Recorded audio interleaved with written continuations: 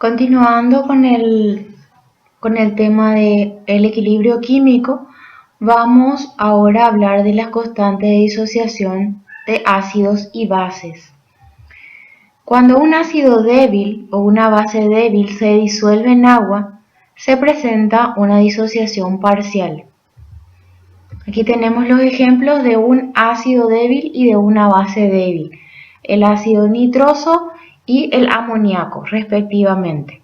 Entonces vemos las expresiones algebraicas de sus constantes de equilibrio. En el caso del ácido se llama la constante de disociación ácida y en el caso de la base, constante de disociación básica.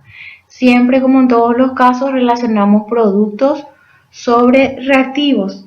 Nótese que el agua no aparece en el denominador de ninguna de estas dos ecuaciones, ya que la concentración del agua es muy grande en relación con la concentración del ácido o de las bases débiles consideradas, por lo que la disociación no altera apreciablemente la concentración del agua.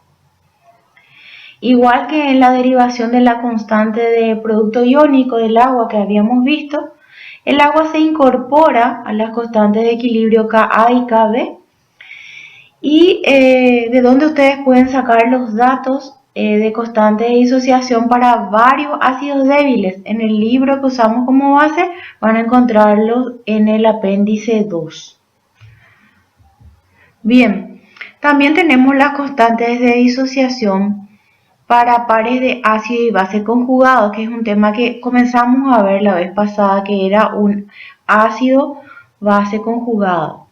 Entonces, en este caso, vamos a considerar la expresión de la constante de disociación para el amoníaco y la expresión para la constante de disociación para su ácido conjugado. Entonces, primero tenemos el amoníaco, ¿sí?, con su constante de disociación básica y en este caso su ácido conjugado con su constante de disociación ácida. Si nosotros multiplicamos ambas constantes de disociación, Ka por Kb, que es lo que tenemos aquí, entonces vamos a ver que se eliminan ciertos términos y nos queda que Ka por Kb es igual a la concentración de hidrógeno por oxidrilo. Pero ¿qué habíamos visto nosotros en clases anteriores? Que el mismo producto entre hidrógeno y oxidrilo era igual a la constante de producto iónico del agua, conocida como Kw. Por tanto, podemos decir que Kw es igual al producto entre la constante de disociación ácida Ka por la constante de disociación básica Kb, como está expresado aquí. ¿Sí? Esta relación es general para todos los pares ácido y base conjugados. Muchas recopilaciones de datos de constantes de equilibrio, lo que tenemos que tener en cuenta, solamente incluyen a las constantes de disociación ácida, ¿sí? Pero a partir de eso nosotros podemos llegar a calcular la constante de disociación básica. Por ejemplo, en el apéndice 2 no se encuentra la constante de disociación básica del amoníaco, ni de ninguna otra base. En cambio, sí podemos encontrar la constante de disociación ácida para su ácido conjugado, que es el ion amonio. Entonces, nosotros podemos tener, no tenemos la del amoníaco, pero podemos tener la de su ácido conjugado y lo sacamos del apéndice 2 de unas tablas, ¿sí? ¿Por qué? Porque no tenemos en las tablas los valores de Kb. Entonces, escribiendo la reacción contraria y escribiendo la expresión que corresponde a Kb, nosotros tenemos que tener en cuenta lo que vimos en la diapositiva anterior, que habíamos dicho que Kw es igual al producto entre Ka y Kb. Y si yo a partir de ahí despejo la constante de disociación básica, que es lo mismo que está acá, yo voy a tener que la puedo hallar tomando el valor de KW, que es conocido, que es 1,0 por 10 a la menos 14 a 25 grados, dividido por el valor de Ka, que yo obtengo de tablas. Entonces eso es lo que ustedes ven aquí. 1,00 por 10 a la menos 14 dividido 5,70 por 10 a la menos 10, que me da como resultado 1,75 por 10 a la menos 5. Entonces encontramos que si no tenemos el dato de KB, nosotros podemos hallarlo a partir de esta relación. Ténganlo en cuenta siempre porque no van a encontrar en ninguna tabla los valores de la constante de disociación básica. Ahora bien, teniendo en cuenta otro ejercicio, vamos a ver que vamos a calcular cuál es el valor de KB para el equilibrio considerado aquí abajo. Este ejercicio también lo tienen en el libro.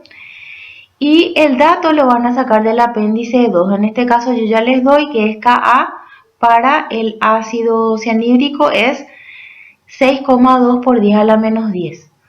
Entonces la reacción va a ser igual a, escribimos la reacción, ¿sí?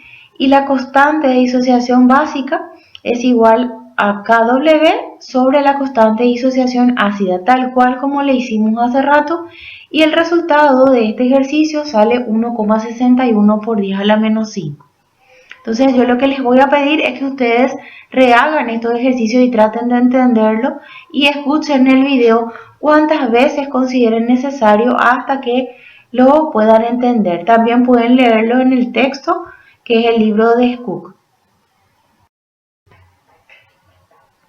Ahora bien, vamos a comenzar ahora a ver el efecto de los electrolitos en los equilibrios químicos. Para ello vamos a tomar el ejemplo y considerar la reacción de oxidación de ioduro por arsénico, en donde vemos que el ácido arsénico reacciona con el ioduro produciéndose ácido arsenioso e ion triioduro. Esta es la reacción que habíamos visto cuando describimos por primera vez el estado de equilibrio, ¿sí? Y habíamos visto además que la velocidad de esta reacción y la magnitud a la que avanza hacia la derecha se podía juzgar rápidamente mediante el aumento del color rojo-naranja del ion triioduro, ¿sí? Pues habíamos visto que el resto de los participantes de la reacción eran todos incoloros. Luego, al final de la reacción, cuando se alcanza el estado de equilibrio, el color de la solución ya permanece constante. Partiendo de esto, vamos a adentrarnos en el efecto de los electrolitos en los equilibrios químicos, utilizando el ejemplo ya mencionado, y además hay que tener en cuenta que datos experimentales y teóricos mencionan que la posición de equilibrio para la mayoría de las soluciones depende de la concentración electrolítica del medio, incluso si el electrolito que se añade al sistema no contiene un ion común con las especies que participan en dicho equilibrio. Teniendo esta solución, si nosotros le añadimos un electrolito, por ejemplo, nitrato de bario, sulfato de potasio o perclorato de sodio, ¿qué va a suceder? Lo que va a suceder es que el ion triioduro se va a volver, el color de ese ion triioduro se va a volver más tenue, y esa disminución en la intensidad de color se puede explicar porque al añadir un electrolito va a ocurrir la reducción de la concentración del ion triioduro porque el equilibrio se va a desplazar hacia la izquierda.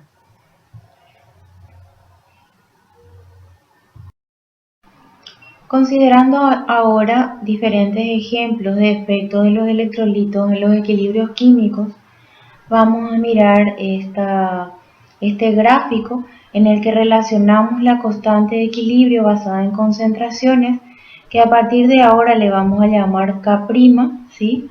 Con un asterisquito, porque habíamos visto nosotros en otra clase que tendríamos que usar para evitar ciertos errores la constante termodinámica ya basada en actividades, que es lo que vamos a estar viendo posteriormente. Entonces, en este caso tenemos constante de equilibrio basada en concentraciones versus concentración molar de cloruro de sodio, que representa en este caso la concentración del electrolito agregado al sistema.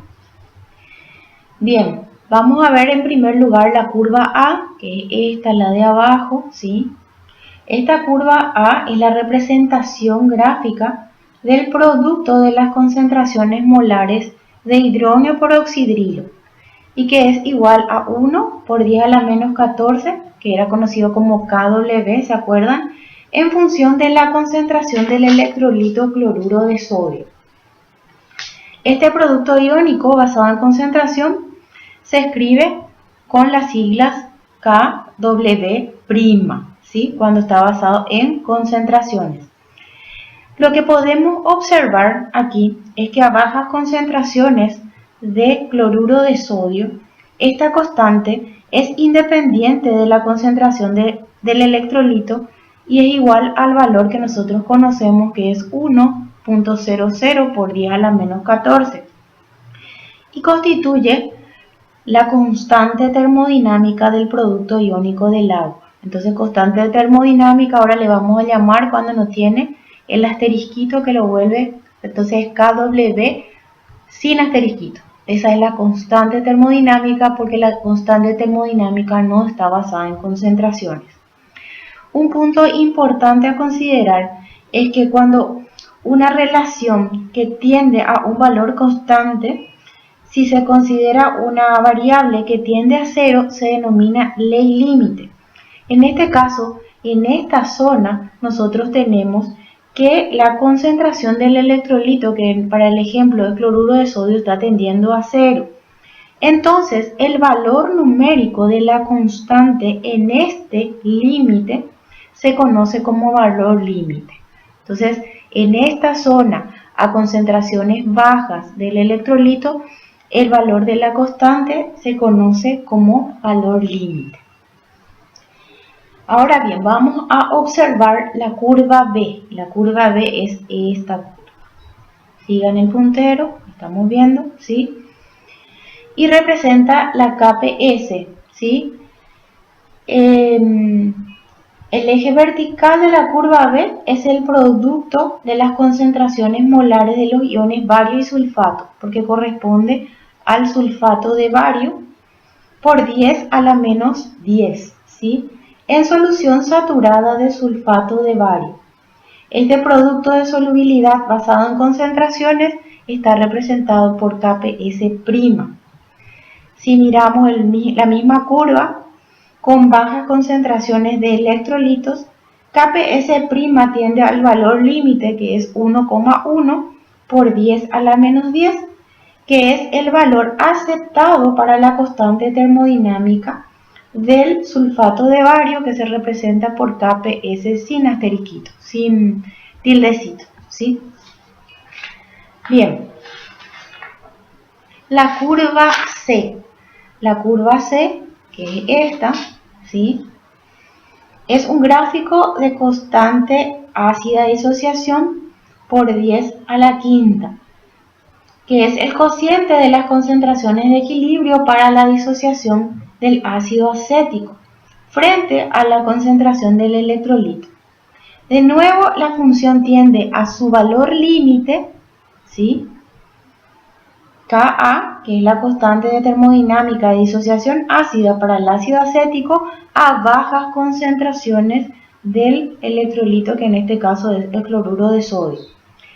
Las líneas discontinuas que podemos observar en cada una de las curvas representan el comportamiento ideal de los solutos.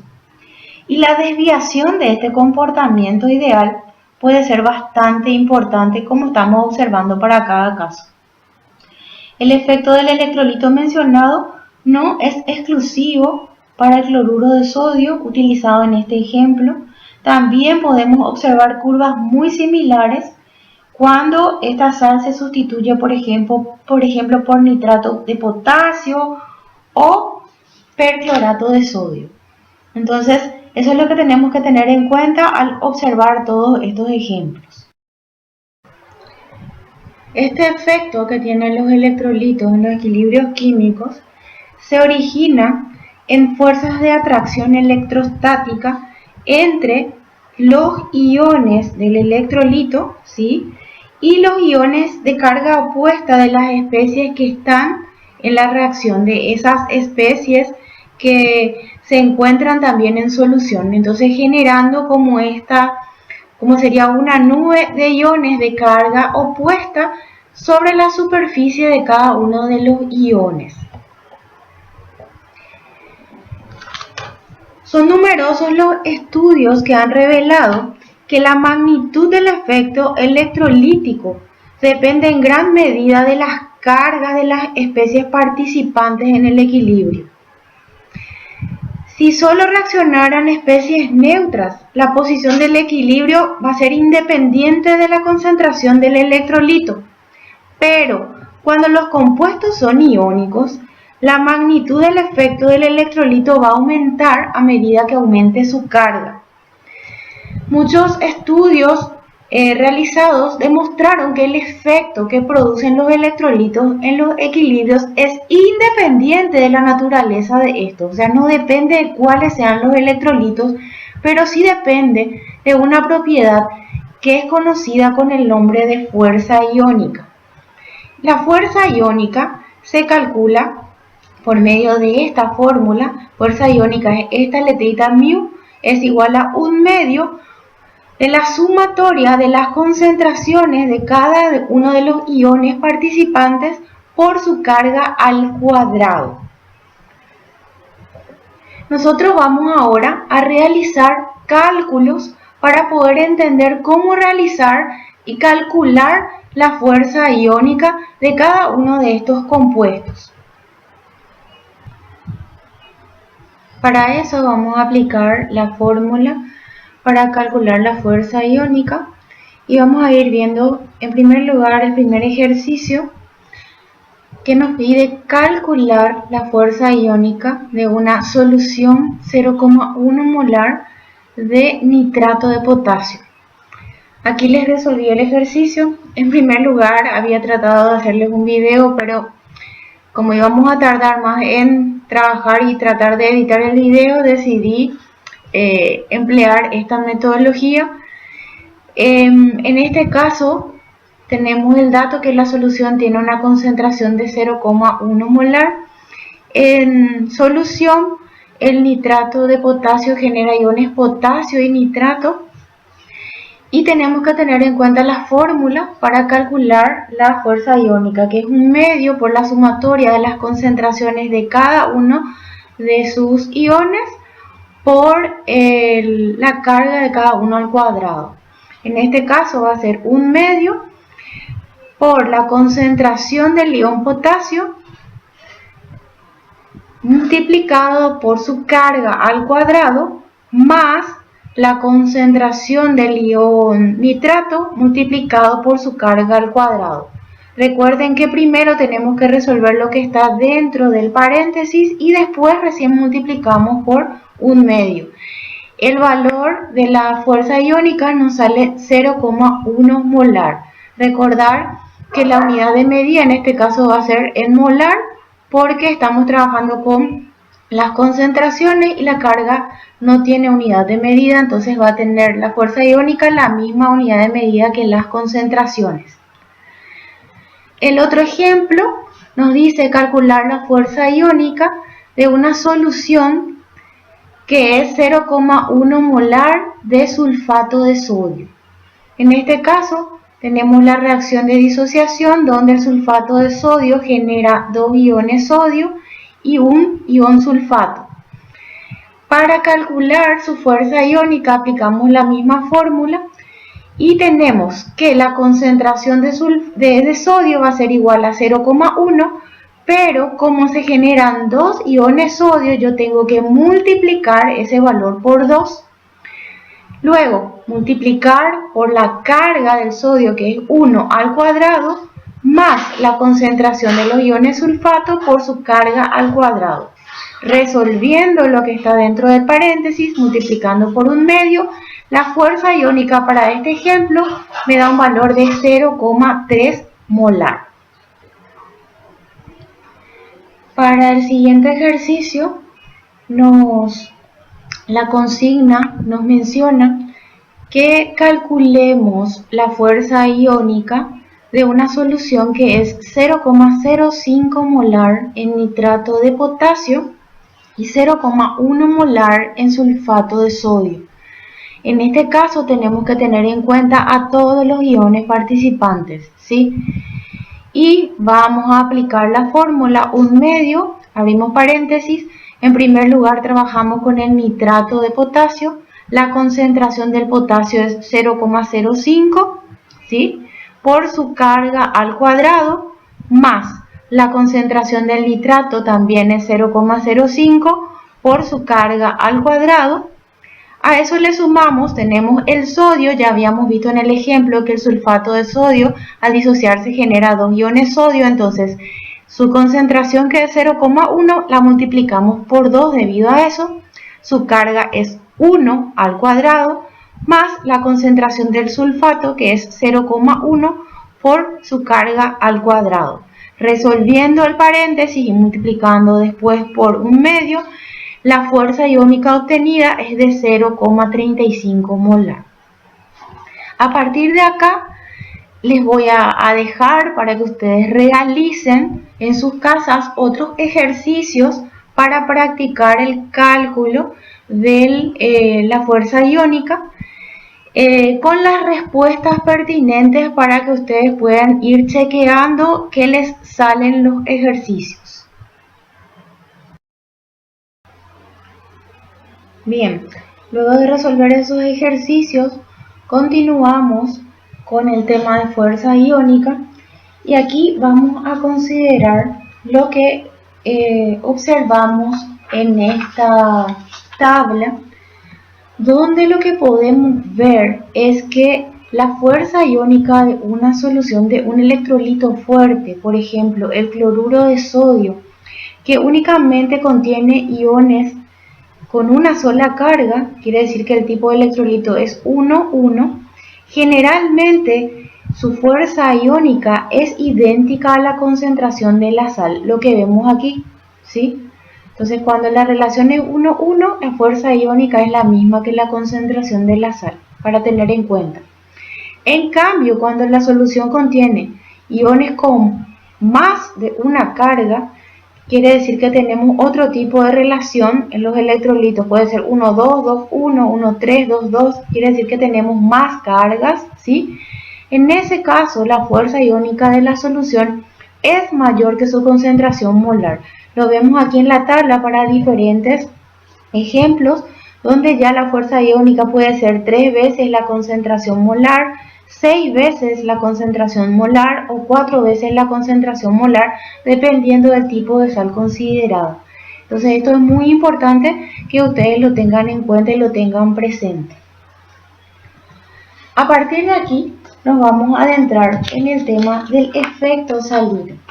¿A qué se refiere el efecto salino? Se refiere al efecto electrolítico, ¿sí? Tiene su origen en las fuerzas electrostáticas y de atracción y repulsión que existen entre los iones del electrolito y los iones de las especies que están participando en un equilibrio. Lo que sucede es que estas fuerzas hacen que cada ion de la especie disociada se rodee de una capa de solución, como lo que vemos aquí, que contiene un exceso de iones de electrolito con carga opuesta. Entonces, una capa, una atmósfera de iones, ¿sí? Consideramos acá el ejemplo del sulfato de bario y en una solución de cloruro de sodio.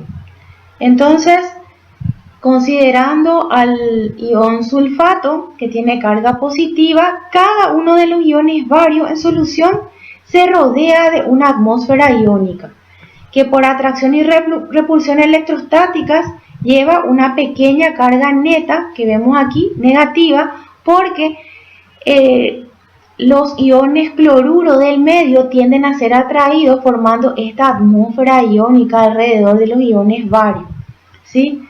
De igual manera, los iones sulfato van a estar rodeados por una capa con carga neta positiva representada por los iones sodio de la solución. Estas capas de carga lo que hacen es que estos iones barios, por ejemplo, sean un poco menos positivos y los iones sulfato sean un poco menos negativos de lo que serían en ausencia del electrolito presente en la disolución. Entonces, la consecuencia global de este efecto salino es una disminución de la atracción entre los iones y un aumento de la solubilidad, muy importante, la cual va a ser mayor a medida que aumenta el número de iones del electrolito en la solución. Eso lo vemos perfectamente si miramos este gráfico que relaciona solubilidad molar con concentración de un electrolito agregado. En este caso se agregó nitrato de potasio a la solución, ¿sí? Lo que vemos en todos los casos es que a medida que observamos un aumento en la concentración del nitrato de potasio, unos más o unos menos, en todos los casos vemos un aumento de la solubilidad molar como consecuencia del agregado de estos electrolitos, como consecuencia de lo que llamamos el efecto salino. Entonces con esto se entiende perfectamente a qué llamamos efecto salino.